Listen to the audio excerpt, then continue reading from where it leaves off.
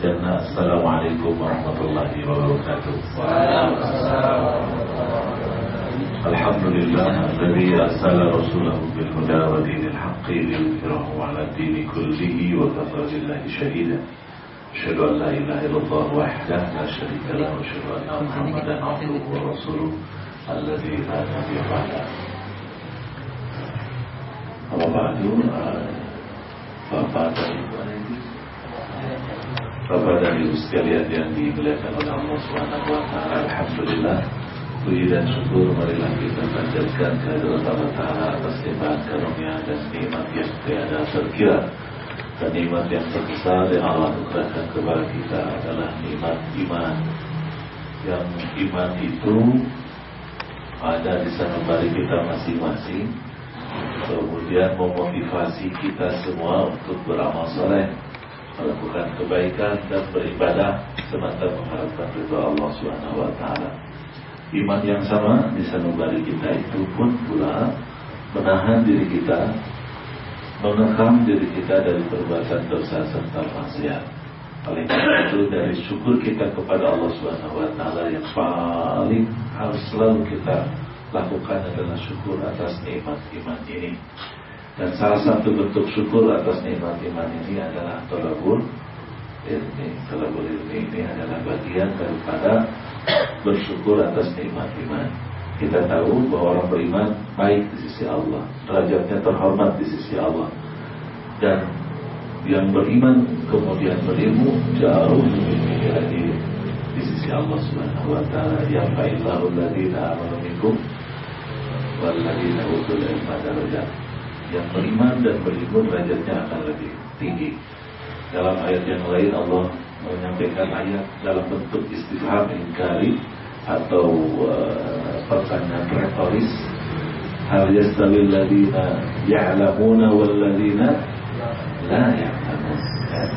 Dan dengan demikian maka berilmu ini menjadi sangat penting. Dan thalabul ilmi sekali lagi adalah ibadah utama. Jadi dia adalah ibadah utama yang pahalanya begitu besar. Man salaka tariqan yaltamisu fihi ilman sahhalallahu lahu tariqan ila jannah. Barang siapa yang bersusah payah mencari cara agar dia dapat ilmu, maka Allah akan mudahkan dia menemukan jalan menuju surga Allah Subhanahu wa taala. Semoga kehadiran kita setelah sholat maghrib untuk talabul ilmi di Majlis Ta'lim Al-Iman ini adalah bagian tak terpisahkan dari upaya kita untuk bisa merampas jalan menuju surga Allah Subhanahu wa taala. Amin. Amin dong. Amin. Salawat dan salam semoga Allah limpahkan kepada junjungan kita semua Nabi Muhammad sallallahu alaihi wasallam beserta keluarga dan sahabat tabi'in, atba'ut tabi'in, dan siapapun pula yang mengikuti jejak langkahnya sampai dengan manusia-manusia jalan kiamat nanti. Dan tentu kita yang hadir di sini sangat berharap dikategorikan sebagai umat Muhammad yang setia. Amin. Amin lagi dong. Amin.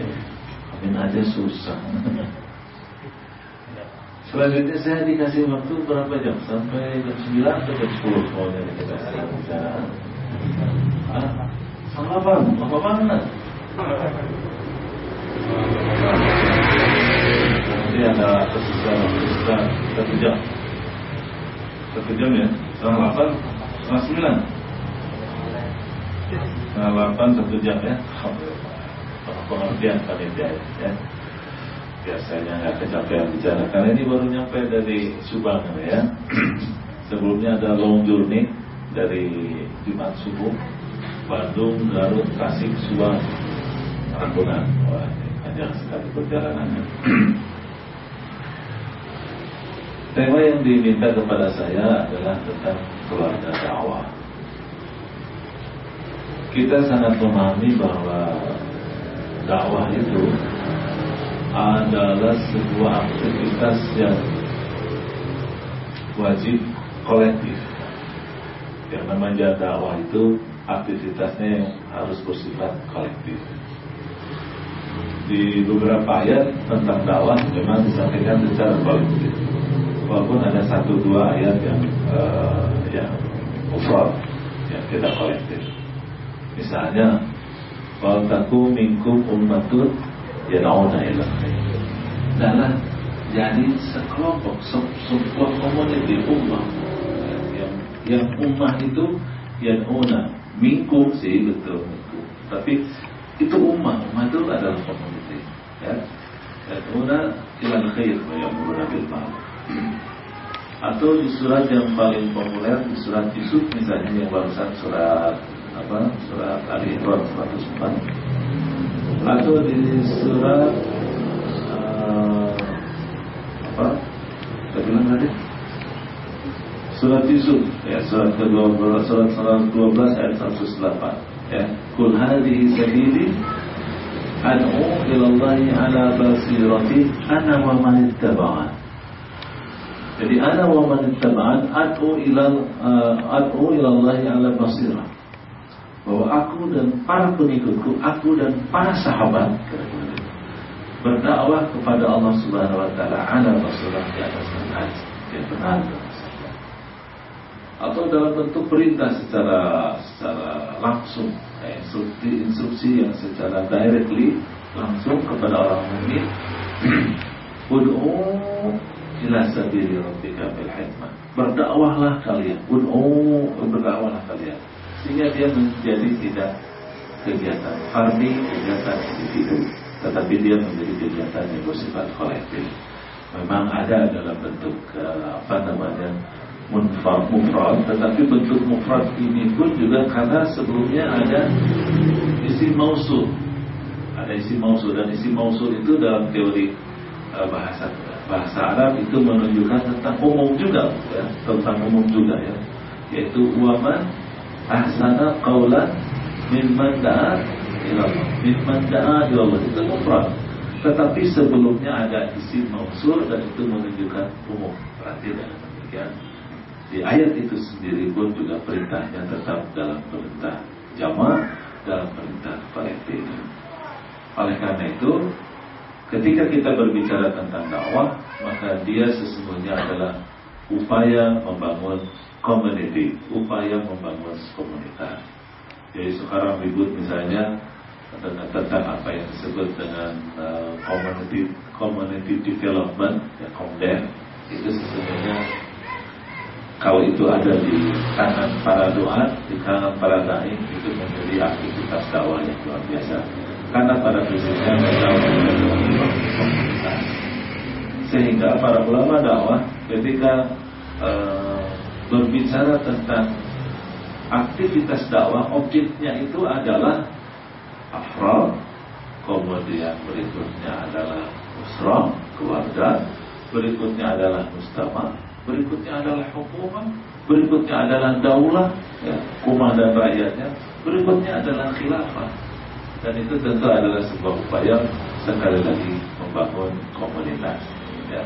Karena dengan demikian, jadi targetnya itu atau objeknya itu adalah pribadi-pribadi, individu-individu, kemudian keluarga, atau ada juga setelah keluarga itu adalah miliupiah, atau langsung kepada mujtama, masyarakat, berikutnya adalah hukumah, berikutnya adalah daulah, berikutnya adalah khilafah. Jadi begitulah kira-kira di dalam konteks berdakwah. Karena dia sekali lagi bukan kegiatan parti, tetapi dia kegiatan kolektif. Nah, berbicara tentang kolektif, berbicara tentang gugus terkecil dari kumpulan orang-orang, itulah yang disebut dengan usrah. Itulah yang disebut dengan keluarga, ailah. Dan berbicara tentang ailah, dia adalah terdiri dari ayah, ibu, dan anak. Itu inti. Terus nanti ada yang tidak intinya, itu orang tua, kemudian mertua, ya, kemudian adik ipar, kemudian khadimat, khadim, dan seterusnya. Ini adalah berikutnya. Tetapi keluarga inti adalah suami istri yang menjadi ayah, ibu, dan anak-anaknya. Berbicara tentang keluarga dakwah adalah bagaimana menjadi ayah ibu yang baik sehingga anak-anaknya terdidik dengan baik pula. Untuk menjadi ayah ibu, maka kemudian dia harus berstatus suami istri. Dan untuk menjadi suami istri harus diikat dengan ikatan yang sah, akad yang sah, dan itu disebut dengan akadun nikah. Apa yang